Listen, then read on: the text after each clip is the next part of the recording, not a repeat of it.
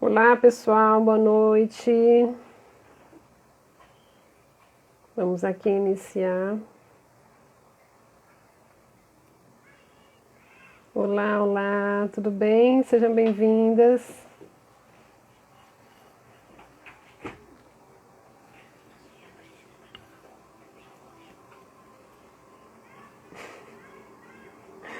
Estamos aqui iniciando mais um encontro da Dislex Bahia. Vamos aguardar um pouquinho enquanto o pessoal está chegando.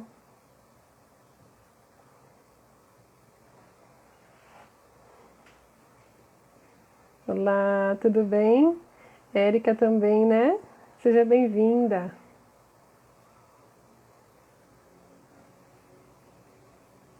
Aqui nossa convidada.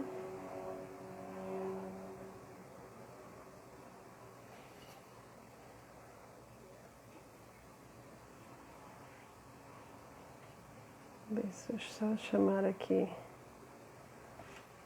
Maria Elvira. Boa noite, Júnia. Boa noite, Flávia. Boa noite, Pri.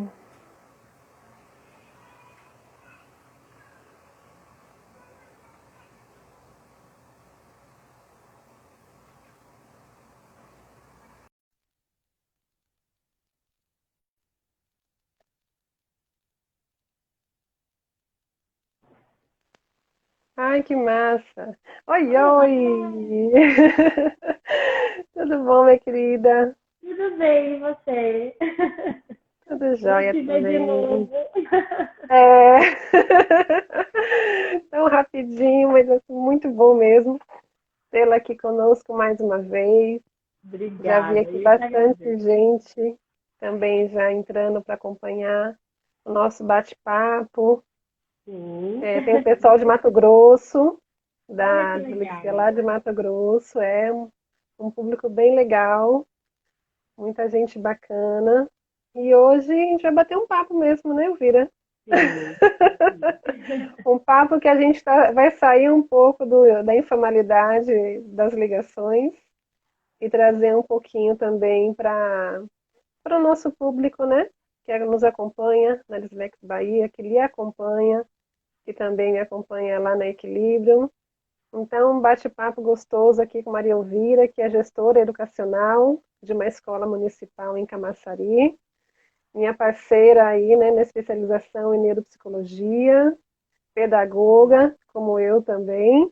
Então, tem uma jornada aí bem interessante, né, Elvira, na educação, respirando, né, essa educação diariamente. E nada melhor do que você para bater esse papo com a gente, né, sobre esse tema que ultimamente está tendo algumas coisinhas aí, né? Com o tema de inclusão, É, a gente pode falar mas sobre isso aí também. podemos também trazer isso, né? Eu sei que isso dá pano para manga, porque é muita Muito, coisa para ser discutida. Mas é a gente verdade. trazer um pouquinho esse olhar lá no finalzinho, né?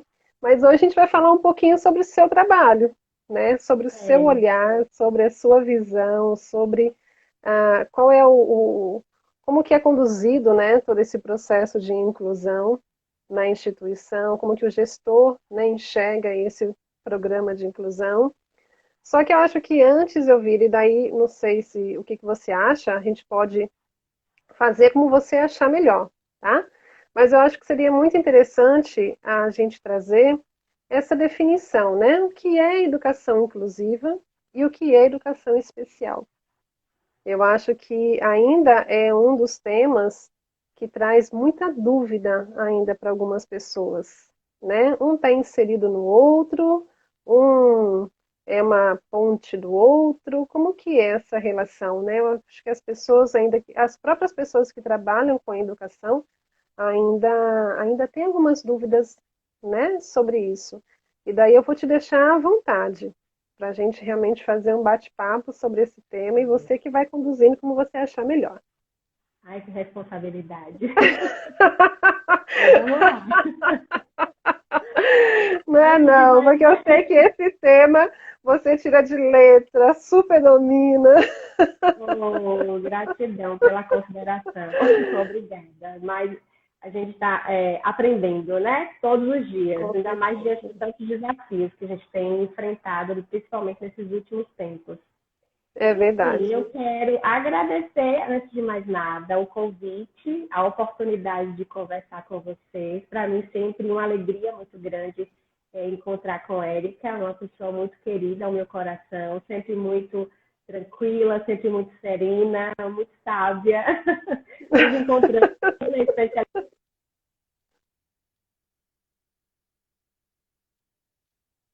E espera aí que fica um pouquinho mudo. Tá? dando, Pronto. né? Agora, ouviu? É porque entrou uma chamada no meu celular, Ouviu. eu tive que Ah, viu. Ah, desativar, pronto. São as certo? coisas das lives. É. Pronto. Então, falar sobre educação especial na perspectiva da educação inclusiva, para mim, realmente é um assunto que me captura, me toma, porque há já alguns anos eu venho pesquisando, venho querendo mergulhar mais sobre o assunto diante, principalmente da nossa realidade da educação, né, Érica? Porque a gente, por exemplo, eu quando iniciei a minha caminhada na educação, trabalhando como professora numa escola em Salvador, o meu primeiro desafio foi trabalhar com a criança público-alvo da educação especial e a gente não tinha, eu achava que precisava dessa questão do diagnóstico para poder trabalhar com ele, e aí eu achava que isso era imprescindível, e o melhor de tudo é que a gente vai desconstruindo todas as questões que a gente acha diante das dificuldades, a gente vai se refazendo, a gente vai percebendo, quebrando alguns paradigmas, né? É E verdade. aí, pois é, depois disso eu comecei a pesquisar, entrar em grupos de pesquisa, comecei a buscar especialização nesse sentido, justamente para compreender, afinal de contas, como é que ele aprende, o que é que precisa, como é que eu posso atender da melhor forma possível, né? Então, assim, é uma temática importante, a gente precisa pensar sobre isso. E aí, a educação especial me tomou. A educação inclusiva, ela é fundamental, porque ela compreende o sujeito enquanto um sujeito singular, né, como um sujeito de direito, que ele precisa ser atendido nessas suas singularidades, e a gente precisa ter esse olhar sensível, esse olhar cuidadoso diante das suas questões, de cada um. E eu não estou falando especificamente do aluno que é público-alvo da educação especial. E aí você me pergunta, eu viro, afinal de contas, existe uma diferença? Uma está inserida na outra? Porque a educação especial, ela é uma modalidade da educação. Ela é transversal, ela perpassa por todas as etapas, níveis e segmentos e modalidades, né? Então, assim, desde a educação infantil até a universidade, você vai trabalhar com a educação especial, porque você possivelmente vai receber aluno que é público-alvo da educação especial. E quem é esse aluno que é público-alvo da educação especial? São os alunos com as deficiências sensoriais, físicas e por aí vai, além das altas habilidades e com transtorno global do desenvolvimento. Isso é garantido por lei, a LBI, Lei Brasileira de Inclusão, vem trazendo isso no seu artigo 4º e garante a esse sujeito ser inserido na escola regular, com a flexibilização curricular, com as possíveis adaptações necessárias, compreendendo que ele é um sujeito biopsicossocial, né? E enquanto que a educação inclusiva vem mudar esse olhar da gente no sentido de compreender que todos os sujeitos eles são singulares e eles precisam ser vistos, né? Compreendidos de forma diferente, compreendendo as suas particularidades. Então, assim, Tem alguns que têm, por exemplo, transtornos de desenvolvimento no que se refere, ou dificuldades de aprendizagem, e por aí vai. Então, a da educação inclusiva, a perspectiva da educação inclusiva é esse olhar de compreender que esse sujeito é um sujeito de direito e que ele precisa ser escolarizado, né? Em qualquer escola regular, junto com todos os outros, na interação com o outro, e por aí vai. Então, a educação especial está contida na educação inclusiva e esse ciclo se fecha. Uhum. Não, Deu isso para é compreender? importante a gente trazer, né, Elvira?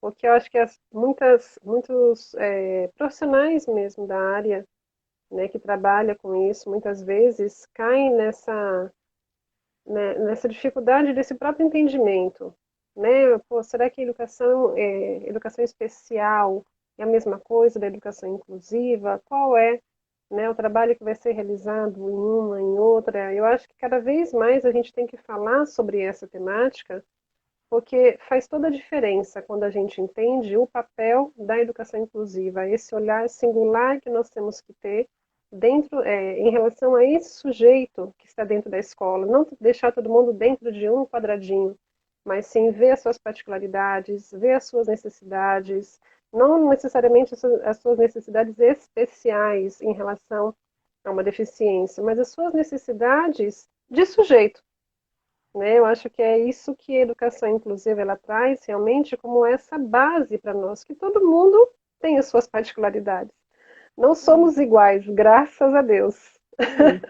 Isso, Então, isso. cada um realmente precisa ter esse olhar único, né? E a gente sabe o quanto que isso, em alguns momentos na escola, é difícil de acontecer, né? Porque É, existe todas as questões por detrás desse entendimento sobre inclusão que em alguns momentos a gente não consegue colocá-la realmente como consta, né, nos nossos documentos.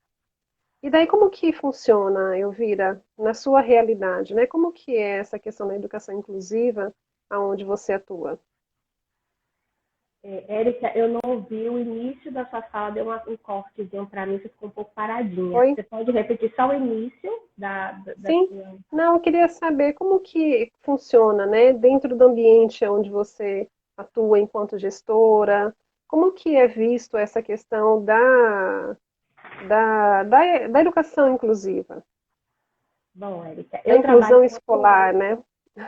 eu trabalho enquanto coordenadora pedagógica numa escola pública no município de Camaçari, certo? Então, a minha realidade ela é bem particular, no sentido de que a gente sabe das dificuldades, né, encontradas, não somente nas escolas particulares, mas nas escolas públicas com relação a ofertas de materiais e profissionais e poder público, enfim. Bom, eu, enquanto coordenadora pedagógica, busco atuar junto com a equipe, compreendendo quem é esse sujeito, mudando, acima, antes de mais nada, compreendendo qual é a minha concepção de sujeito, qual é a minha concepção de educação especial. E quando a gente a gente recebe essa criança, que ele tem acesso à nossa escola, a gente tem esse olhar sensível, antes de mais nada, de compreender que ele é um sujeito de direito. Bom, então, Uhum, antes de mais nada, a questão. Compreender que ele é um sujeito que se desenvolve na interação, que ele precisa acessar esse currículo regular e que ele precisa desse apoio de todos os profissionais da escola, desde o profissional da portaria até a gestora da escola, né? A diretora da escola. Então, o olhar da equipe, ele precisa ser diferenciado no sentido de ser sensível, compreender esse sujeito, para que a gente possa ofertar para ele os melhores recursos. Mas, assim, quando eu digo isso para uma realidade de uma criança que é público-alvo da educação especial, com deficiência e tudo mais, eu vou precisar dar para ele alguns outros direitos que, infelizmente, às vezes não é a realidade para todas as escolas, a gente sabe disso. Então, por exemplo, E a gente ainda não tem um atendimento educacional especializado de todas as escolas regulares. Isso não é um fato. Então, seria necessário que nós tivéssemos na escola o profissional de educação, especialista em educação especial para trabalhar com essas crianças, junto com o professor da sala de aula, fazendo as adaptações curriculares necessárias, né? Porque esse profissional, junto com o professor, fazendo essa flexibilização curricular, né? Que vai, junto com a equipe, com esse olhar multidimensional também, buscar ofertar o melhor atendimento para essa criança.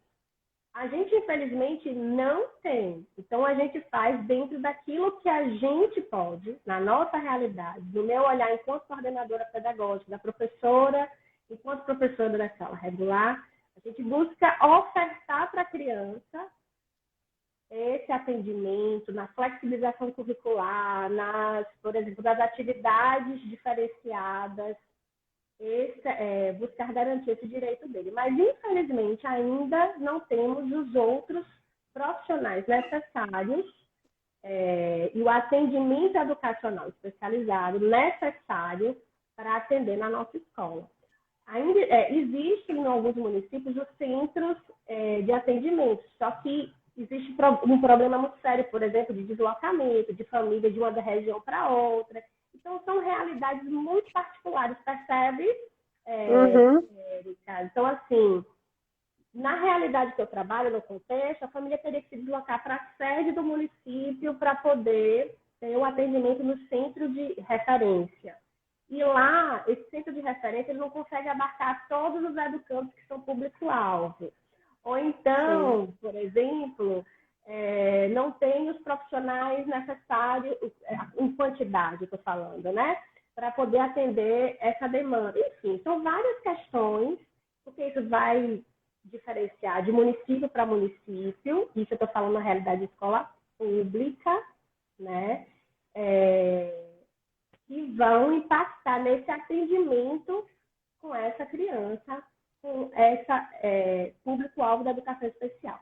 Agora, quando a gente fala, por exemplo, de crianças com dificuldade de aprendizagem, aí a gente busca diversificar as ações, né? Trazendo para essas crianças, nesse contexto.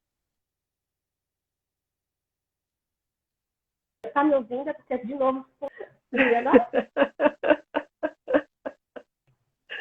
Sim, agora está ótimo. Pronto. Aí, por exemplo, a gente busca diferenciar os recursos, compreendendo que cada sujeito aprende de uma forma diferente, não trazendo somente um único instrumento para apresentar para a turma. Esse sujeito que também tem dificuldade de aprendizagem precisa de adaptações, precisa de flexibilização, precisa de um olhar diferenciado para ele também. Então, e a gente não pode se apegar nas questões do diagnóstico, porque às vezes a gente, enquanto professor, educador na escola, a gente se apega às questões de diagnóstico. Mas eu não sei o que esse menino tem. Então, a gente precisa partir sempre das potências que ele nos mostra, né? O que essa criança nos apresenta. Então, por exemplo, eu tenho uma criança na escola que ela é extremamente competente oralmente. Tem uma memória fantástica. Então, ela vai me contar a história toda que a professora contou, tudo que a professora fez, o que vem antes e o que vem depois. Algo que eu não teria condição de descrever e ela me descreve de uma forma extraordinária. Porém, essa criança, ela ainda não consegue escrever, ela não consegue memorizar, por exemplo, algumas, às vezes até palavras simples. Então, a gente precisa aprender como acessar esse sujeito e considerar o que ele traz como potência, né? O que é que ele traz de mais forte para que eu possa ofertar para ele esse currículo. E eu não posso ofertar um currículo diferenciado, né? A não ser, porque isso eu estou deixando de garantir um direito que é dele, eu estou excluindo. Então, a gente precisa ter cuidado com isso. Então, assim, a gente busca fazer dessa forma, com muito diálogo, com muita discussão, mas a gente precisa caminhar muito ainda para poder garantir os direitos dessas crianças.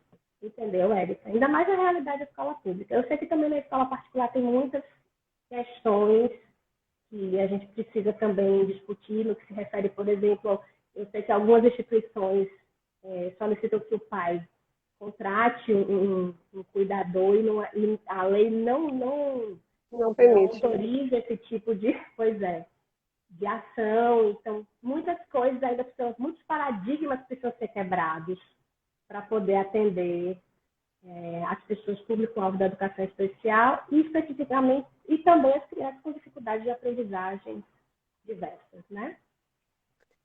Você traz na sua fala, Elvira, a questão da gente olhar as potencialidades, né, Sim, do sujeito. É muito cruel, realmente, né, quando a gente se pega apenas nas dificuldades, sim, né? Então, como você trouxe, né, é um sujeito que ele tem uma história, ele tem, né, ele está inserido dentro de um contexto e ele tem as habilidades que até muitas outras crianças que escrevem, que reproduzem no papel seu conhecimento, não têm.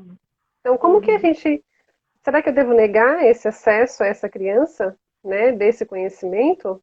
Né? Então, como que eu vou realmente garantir que esse conhecimento não se perca, ou mesmo que o entusiasmo da criança pelo processo educacional também não se perca? Eu acho que quando a gente fala em inclusão, é a gente plantar uma sementinha na criança constantemente, sim, porque não tem coisa pior do que a criança ela ter uma repulsa com o ato escolar.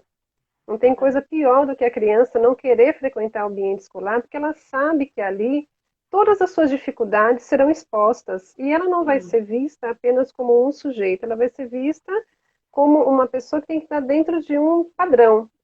E não existe esse sim, padrão, porque cada sim, um funciona de uma forma. Né? Então, a gente sabe que a realidade é diferente na escola pública da escola particular, mas a questão da gente, às vezes, se apegar apenas num diagnóstico, ele é muito forte. Então, eu sim, acredito, e eu sempre acreditei, por isso que eu acabei enveredando realmente para esse atendimento mais individualizado, que a gente precisa sempre oportunizar para a criança se apresentar dentro das suas habilidades. Então, assim, o diagnóstico ele é importante, sim. Ele é importante porque ele é um norte para que a gente possa buscar cada vez mais estratégias, recursos de ajudá-lo nessa superação. Mas ele não é o fim, ele é o é, começo, né? Ele não é o fim, ele não é o que vai determinar se o sujeito ele vai ter condições ou não. Ele é apenas o começo, para que a gente possa trilhar esse caminho com ele, para que ele vá superando as suas dificuldades. Eu tenho acompanhado alguns grupos no Facebook e eu tenho ficado muito preocupada, assim, sabe, Elvira, com a perspectiva de alguns pais em relação ao futuro dos filhos. Como se os filhos que têm, por exemplo, um transtorno de aprendizagem, um transtorno de déficit de atenção, não conseguisse ser um ser social no futuro. Eu fico, tem hora que eu fico assim, sabe, meu Deus do céu, gente, vamos potencializar o que tem de bom, vamos trabalhar em todas as esferas. sim. Então, é aquele medo, sabe? Poxa, será que meu filho, eu li recentemente assim, qual é a profissão que o meu filho com TDAH pode ter no futuro? Ele pode ser a Ele pessoa que ele pode ser o que quiser. ele quiser.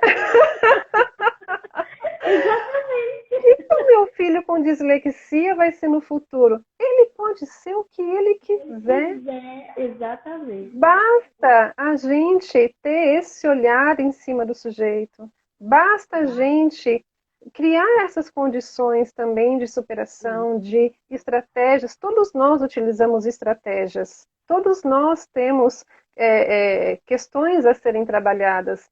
Então, eu fico tão assim preocupada porque às vezes a gente coloca um nome como determinante e não é.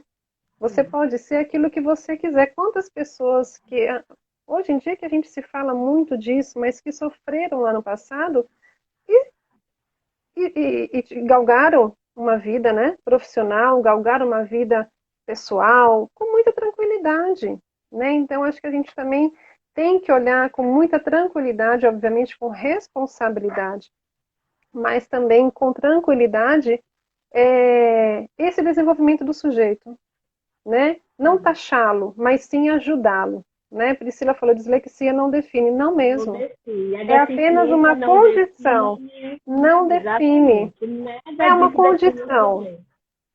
É uma condição que nós vamos ajudar essa criança a administrar tudo isso, ajudar esse adulto a administrar tudo isso, ajudar o sujeito a administrar tudo isso e cada vez mais galgando as suas habilidades, que todos nós temos habilidades, né? Foi muito É. bom você trazer isso agora com relação a essa fala sobre como eram tratados antes as pessoas, as possíveis dificuldades encontradas e o que a gente e que esse sujeito ele é capaz que um laudo não vai definir essa criança. É importante a gente pensar como era esse sujeito era visto antes, né? Numa ótica medicalizante, em que um laudo definia o qual era o procedimento, todo o procedimento que precisava ser feito. Então, a gente segregava esse sujeito numa instituição especializada, separado. Então, síndrome de Down com síndrome de Down. Esse sujeito não tinha possibilidade de interagir,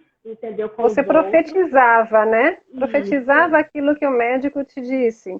Então, assim, A ele nossa não vai. medicalizante É, aquilo. Então, o diagnóstico dele é esse. Então, agora ele vai ter que ser escolarizado nessa realidade. Então, ele não tinha é, a possibilidade de interagir com os outros pares.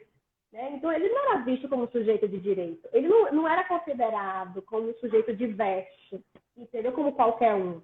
Compreende? Não, então, quando vem a política nacional de educação especial na perspectiva da educação inclusiva, esse público que antes aqui era segregado, ele é colocado agora na escola regular como garantia de direito. Não, agora ele tem que ter acesso. Primeiro garantimos o acesso dessas crianças. Só que aí os professores e as instituições não sabem como fazer. Entendeu? é. E aí a lei vem primeiro, institui essa necessidade, né, de se garantir o direito, a Constituição garante isso para eles. E aí o que acontece? A gente precisa agora modificar o nosso olhar, a gente precisa agora se revisitar e compreender que esse sujeito ele tem condição de aprender, sim. E aí agora o nosso modelo é um outro, é um modelo social, a perspectiva é diferente. E a gente acolhe esse sujeito, ele interage e ele avança e ele vai ter o que ele quiser. Como acho que a Priscila falou assim, né? Que a dislexia não define, a deficiência não define, a dislexia não define, e os transtornos globais de desenvolvimento não definem. Não A gente tem que define. olhar esse sujeito e compreender que eles, se a gente compreende essa singularidade, se a gente compreende o que ofertar para eles recursos necessários para que ele se desenvolva, né? Ele vai conseguir ser o que ele quiser. Mas a gente precisa considerar o que ele precisa. Quais são os recursos Justamente. necessários para garantir o desenvolvimento dele.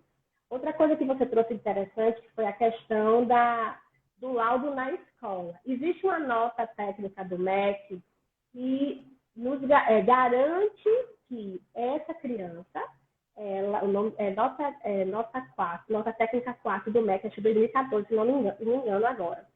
Ela não nos garante que esse laudo, para trabalhar pedagogicamente com esse sujeito, ele não é necessário. Então, a gente precisa mudar o nosso olhar diante dessa criança para poder ofertar para ele aquilo que ele precisa. Fazer um plano educacional individualizado, entendeu?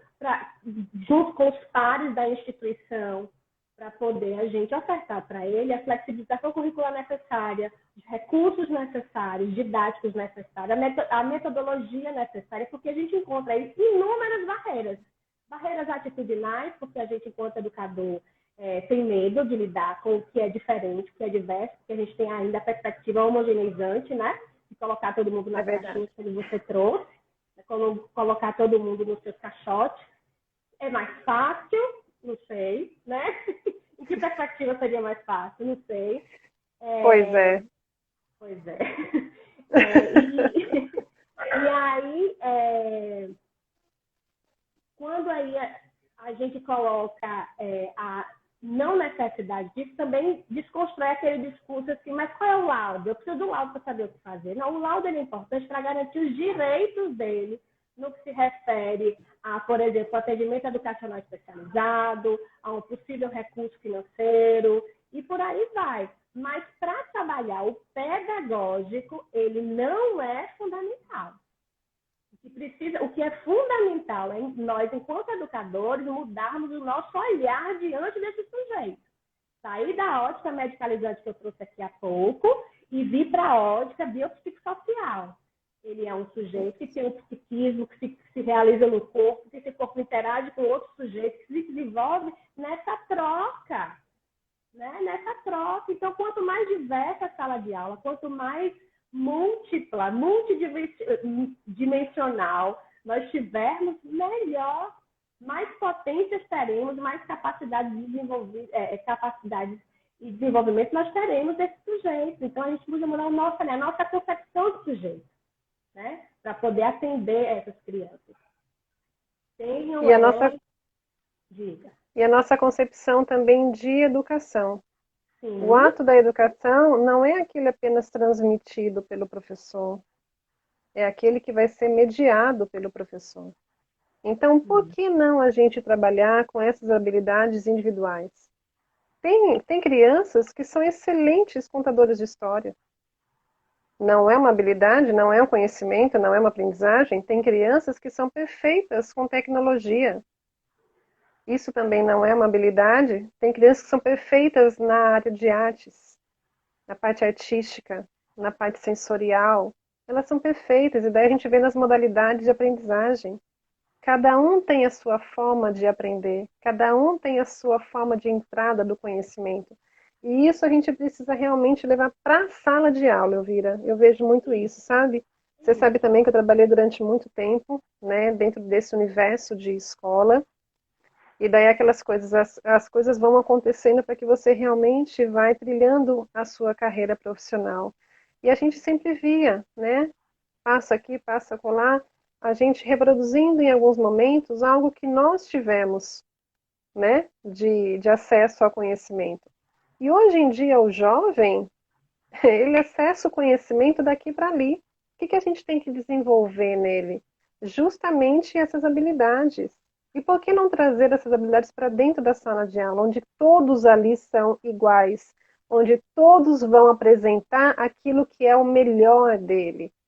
E esqueça de transtorno, esqueça de deficiência, cada um tem o seu melhor.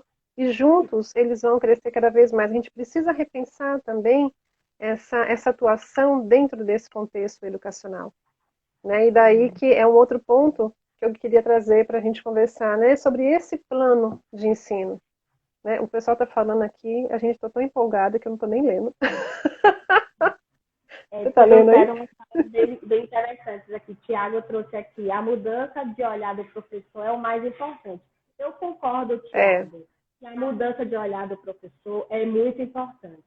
Mas eu penso que não é só um olhar do professor, única e exclusivamente. É como eu trouxe, é uma equipe pedagógica, uma escola, um projeto político pedagógico que precisa ser preparado e pensado para atender a diversidade. O olhar da equipe como um todo, da escola como um todo, para receber essa diversidade e saber ofertar essa diversidade os recursos necessários. Então, para além do olhar único e exclusivo do professor, a concepção pedagógica, o projeto político pedagógico, ele precisa se adequar, né? Passa pelo olhar, inicialmente, que eu concordo com você, no que se refere a uma realidade de escolas públicas, também tem uma questão também aí de ofertar os recursos necessários para poder garantir esses direitos, porque a gente precisa de profissionais para poder trabalhar com as especificidades, né, as demandas de cada sujeito, por exemplo, o trabalho com o psicopedagogo, o trabalho com a fonoaudióloga, o trabalho com o psicólogo, essas pessoas, esses profissionais também fazem parte dessa equipe e precisa também entrar nesse processo de construção de um plano educacional individualizado dessa criança. Então, também desses outros profissionais. E Rita trouxe aqui, todo ser humano é único, capaz de acrescentar e aprender de tantas formas. Exatamente isso que a Erika trouxe também, né, Rita? Que ela falou aqui sobre a diversidade, uns aprendem de um jeito, outros aprendem de outro, e a gente precisa considerar todo esse universo diverso que a gente encontra na sala de aula. E que bom que é diverso, que bom que não é igual. né? Que bom, senão seria, não tem lógica, não faz sentido. Então, a gente precisa incluir pessoas, a gente precisa considerar essa diversidade e a gente precisa mudar o nosso olhar e o poder público ofertar os recursos necessários, os profissionais necessários para atender esse social. Não é verdade, Érica?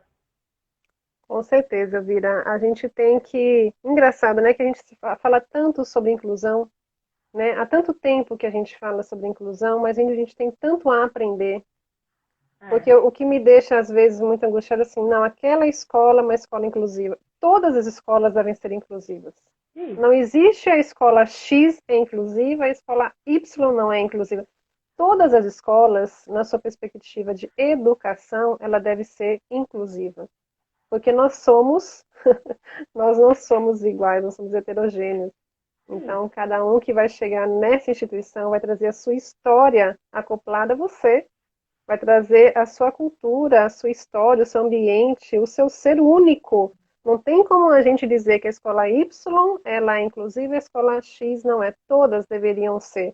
E, na verdade, daí a gente tem que pensar também nessa base do professor, dessa qualidade da formação do professor, dessa qualidade na formação continuada desse professor. É muito importante nós levarmos esse conhecimento ao professor, que muitos, Elvira, por incrível que pareça, não tem esse acesso, né, que nós temos, por exemplo, que a pedagogia traz para a gente. Muito pouco, mas ainda traz.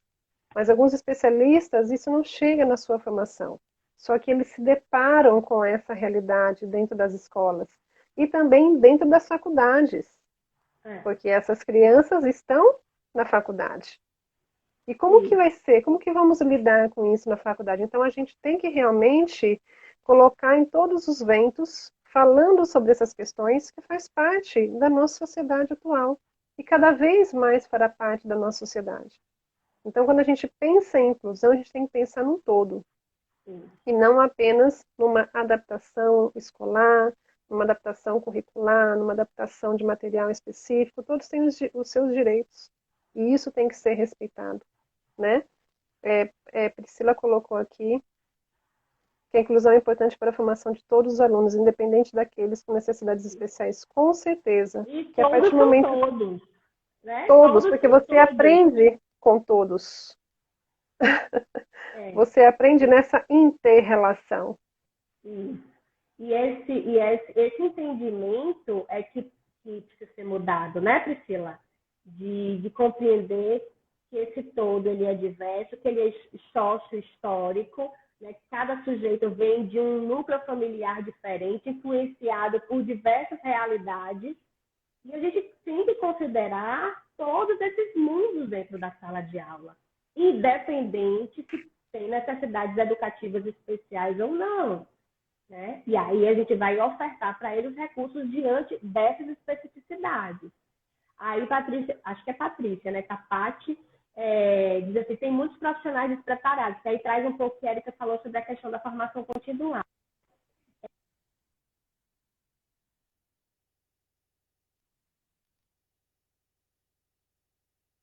Não abarca, não tem como Voltou. abarcar tudo. Voltou? Eu parei Voltou. aonde? Você foi desligar. Foi desligar as ligações aqui. A formação inicial da gente, o currículo, ele não abarca essa diversidade, não abarca tantas questões, como foi trazido antes. A escola é um universo plural, então não vai abarcar tudo. Então, nós, enquanto profissionais da educação, precisa pensar na perspectiva da formação continuada. O professor estuda a vida inteira. Não O estuda só professor 3 estuda a meses vida inteira. E é uma coisa engraçada, viu, Vira? Porque o professor tem que estudar a vida inteira. Só que Sim. muitas vezes ele não tem condições de estudar a vida inteira por uma questão muito óbvia. A carga horária de professor é uma carga horária desumana. Gente, o professor deveria ser o profissional mais valorizado que nós, da nossa sociedade. Porque Com é ele que, na certeza. verdade, vai olhar o sujeito na sua singularidade. Tem crianças que passam a maior parte da vida dela, do dia dela, dentro da instituição. Então, nós temos uma responsabilidade na formação desse sujeito muito grande, só que em alguns momentos nós não temos tempo para nos debruçarmos nesses estudos que são tão relevantes. Por isso que quando a gente faz as nossas ações de levar realmente sobre essa temática dentro das instituições, existe um impacto de mudança de alguns professores, porque eles não têm como ter acesso a isso Isso. sem ter esse movimento nosso também de levar esse conhecimento. Que em alguns momentos ele trabalha de manhã, de tarde e de noite. Isso mesmo, Érica. E vai estudar que horas? Eu sou uma prova desse universo. Eu trabalhei durante muitos anos em escolas particulares em Salvador, escolas incríveis, maravilhosas, aprendi muito, mas eu sentia a necessidade de continuar estudando, de fazer minhas especializações, de ir em busca de outros conhecimentos, e não tinha tempo, porque eu tinha que escolher, ou eu trabalhava para poder me manter, ou eu ia, né? Então, assim, acredite que a escola pública, nesse sentido, é melhor, porque a gente tem mais acesso às formações continuadas. E o professor da escola particular, geralmente, tem que tirar do próprio bolso para poder fazer, né? Tem que pagar as suas formações, ou não consegue fazer. Então, assim, depois que eu entrei na escola pública, a minha formação ela melhorou consideravelmente, porque hoje eu tenho a oportunidade de estudar. Eu entrei justamente, eu fui em busca de fazer o concurso público para estudar, para conhecer mais, entendeu? Porque a escola particular geralmente não possibilita isso. Então, assim, tem essa questão também dessa dificuldade do professor continuar se especializando, continuar avançando em seus estudos, diante dessa desvalorização profissional do educador nesse país, né? Infelizmente. Com Infelizmente. É certeza. uma realidade muito E cruel. que a cada dia mais nós precisamos estar antenados e caminhando com esses avanços que nós estamos tendo. Vamos pegar, por exemplo, Elvira, esse momento que nós estamos, né? Que nós tivemos que de uma hora para outra entrarmos numa modalidade a qual ninguém estava preparado, mas todos apresentavam ter as aulas, como que se diz? As plataformas. As aulas remotas? Não, é porque assim, tem muitas instituições que dentro do seu livro existem as plataformas digitais, Ah, sim, sim, né? sim, claro. Sim. Então, acabam colocando isso realmente como utilizado, mas não utilizarmos dessa forma como nós estamos precisando utilizar agora. Sim, sim, Então, sim. assim, para muitas crianças, né, que têm os transtornos de aprendizagem, os transtornos específicos, teve o lado bom e o lado ruim. Né? Eu acho que não tem como a gente generalizar que foi bom para todo mundo e nem generalizar que foi ruim para todo mundo. Porque teve crianças realmente que elas tiveram que criar também estratégias, olha as estratégias que nós estávamos falando lá no início, né, para administrar essa nova modalidade educacional, e daí você vê o quanto que isso independe, né, da dificuldade que a criança tenha, outros que precisam de auxílio, é normal, o ser humano, ele é único. Mas, por exemplo, será que nós vamos nos afastar disso? Porque isso é um recurso que para muitas crianças deu certo. Para muitas crianças, por exemplo, que elas têm uma certa dificuldade em se colocar, em se expor, elas têm a possibilidade de escrever no chat. Muitas crianças que têm dificuldade na hora da leitura, em alguns programas existe o ledor para ela, que não necessariamente ela precisa utilizar do seu celular. Será que nós vamos nos afastar totalmente disso quando a gente passar por essa onda? Eu espero que não.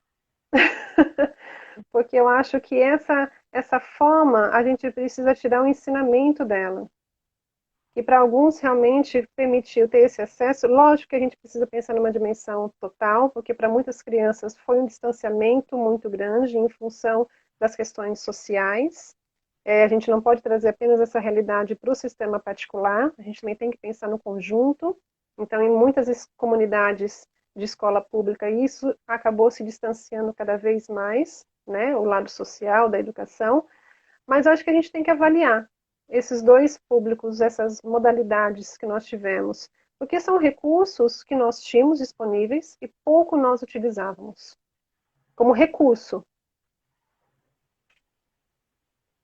Como recurso. Deixa eu falar um pouquinho sobre isso.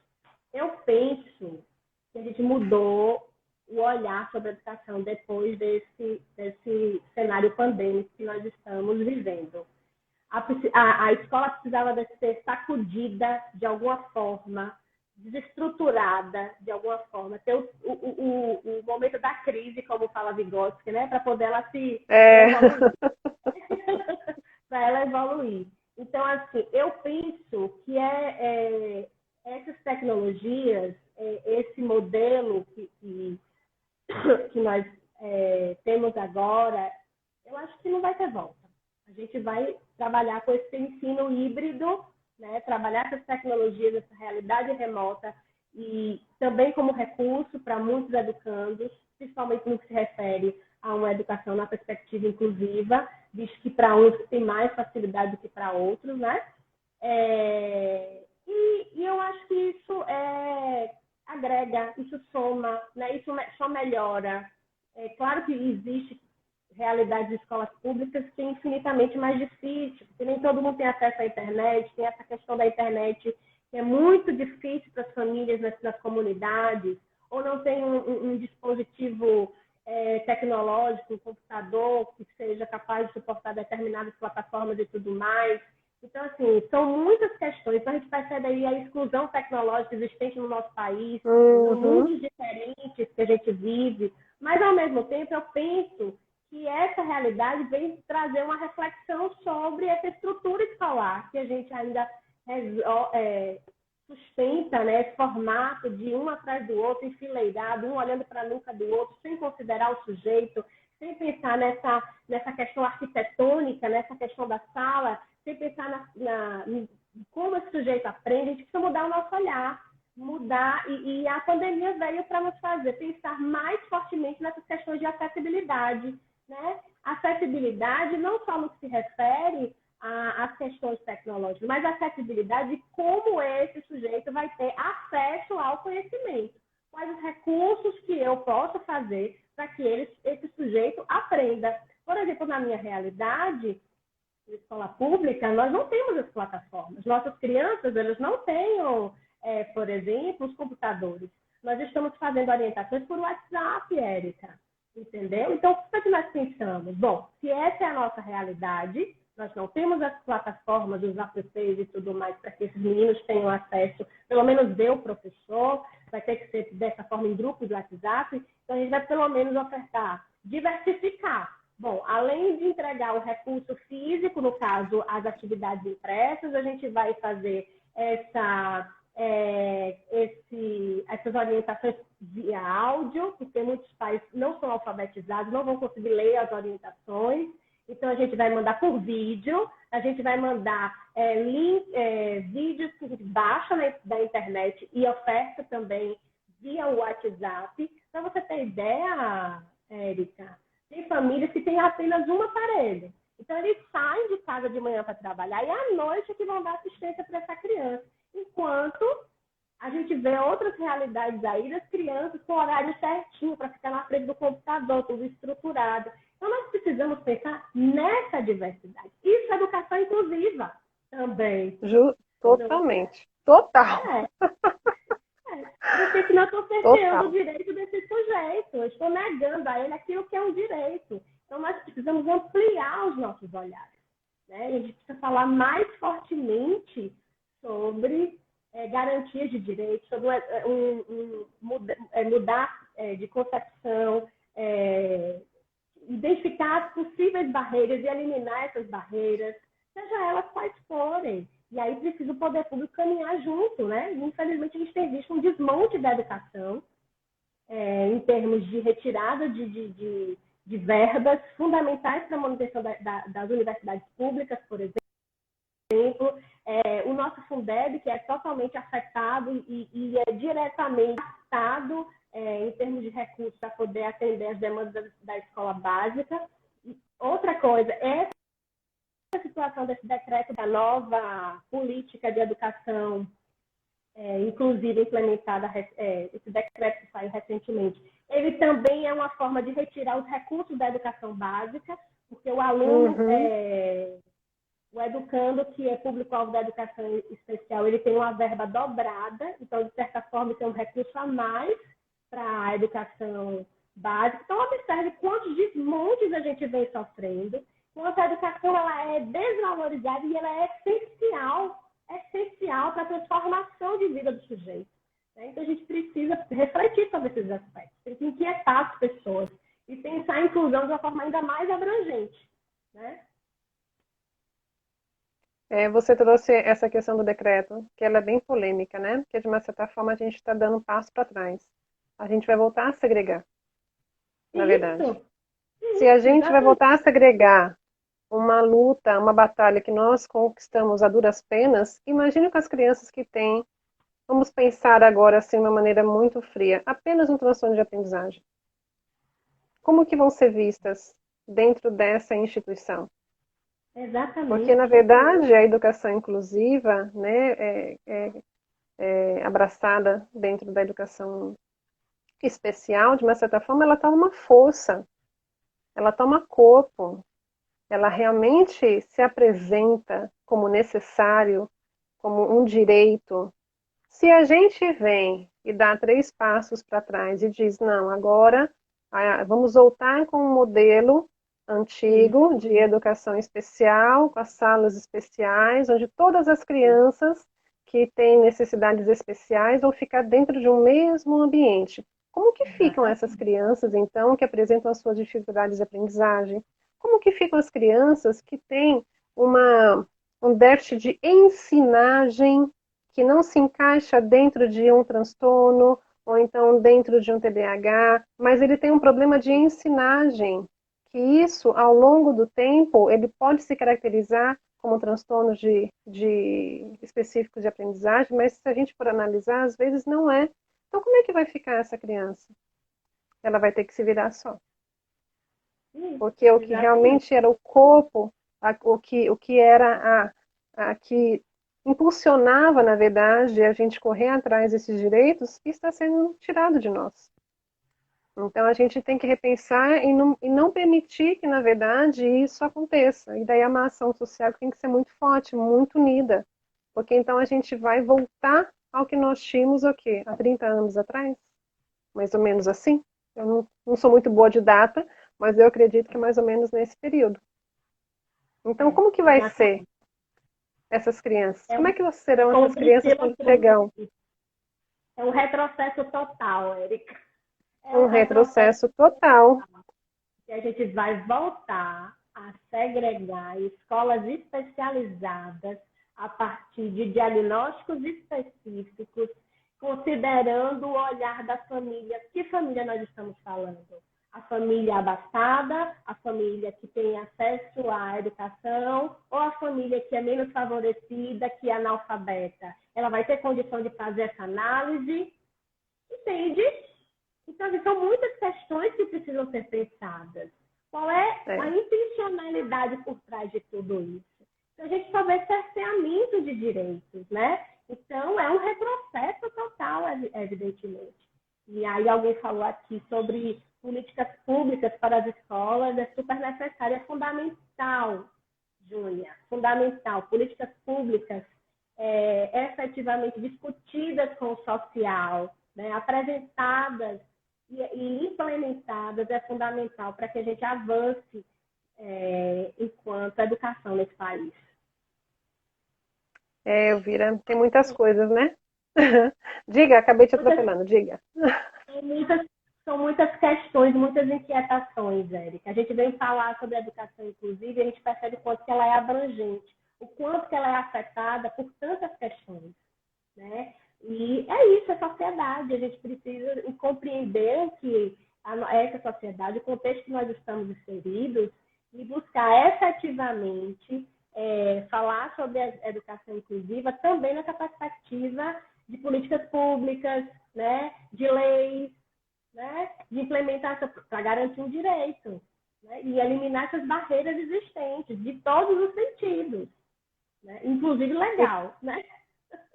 E quantas leis, né, estão aí emperradas, né? E Não, daí sem essa garantia.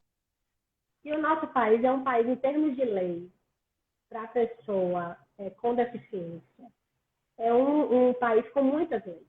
Nós fomos construindo e garantindo leis, diversas leis ao longo dos anos.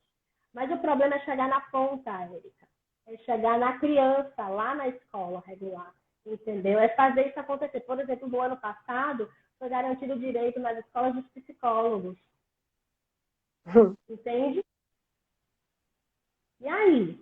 É um direito, tem que cumprir. Mas aí, até chegar na ponta, na escola regular, para que essas crianças tenham acesso, é outra questão, completamente diferente. A Política Nacional de Educação Especial na Perspectiva da Educação Inclusiva é de 2008, Érica. É.